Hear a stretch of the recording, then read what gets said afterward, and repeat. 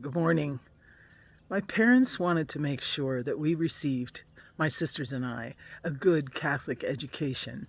And so we went to 8 years of Catholic elementary school and 4 years of Catholic high school.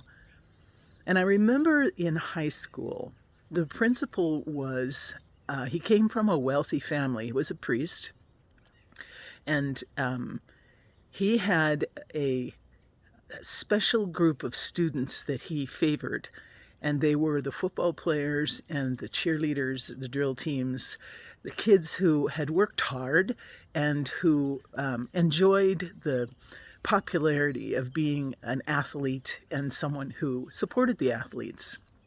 And so he would have parties at his house for the football players and the girls that would cheer for them.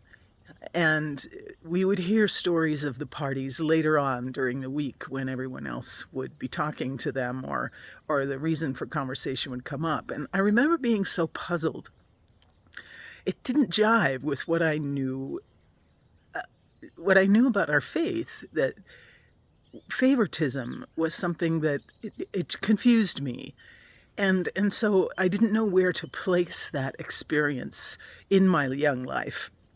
So I just stored it away and shook my head a little bit and wasn't sure about how to apply faith to that situation. Well, in the Gospel of Matthew, Jesus tells us to beware of false prophets. I've been doing a lot of reading, probably a problem for me, about what's this condition of the church right now, the condition of the country right now, how people are preparing for certain candidates to win, and how they have a hidden agenda for these candidates. And many of them come cloaked in the colors of faith, of Catholic faith. There are many powerful, wealthy Catholic individuals who feel threatened by the condition of the country and of the church, and they want to make a difference in the coming election and therefore in the coming years. But Jesus warns us that just because something says Catholic on it does not mean that it actually is. They will come to you in sheep's clothing, he says, but be warned, these false prophets are ferocious wolves underneath. Now, what does that mean? He goes on to say that you will know a tree by the fruit it bears, that a good tree will not bear bad fruit, and a bad tree cannot bear good fruit. So what do we know about the fruit that we bear when we are people of faith?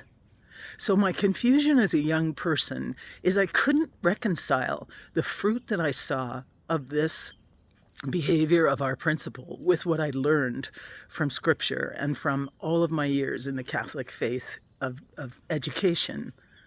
This is the same lens that Jesus is warning us years later. He's trying to tell us to beware. He can't be with us in his body, warning us off of that person and that person as we encounter them in society. But he's telling us that there are people who will abuse the privilege, the label. They will say they are one thing, and they are really another. So how do we know? Because some of the arguments they will make are very valid and very strong, and they trigger us. And we say, yes, I agree. That's true. That's happening in the church. I see this change, and it alarms me. And I'm telling you that the lens that I use continually in my own life is that of the gospel. Go back to Jesus. What did Jesus do when he encountered people who pretended to be one thing and were another? What did Jesus do in his own life? How did he treat people? Did people go away from Jesus feeling wrought with anxiety and fear and worry? Did he sell that kind of a product, that kind of faith? No. He taught a faith and love and a God who is with us in our corner always. He said, "Do not be afraid," over 100 times to his apostles. So use the example of Jesus as your lens to determine who is a false prophet and who is real, and measure back to yourself to give yourself confidence when you look into the future.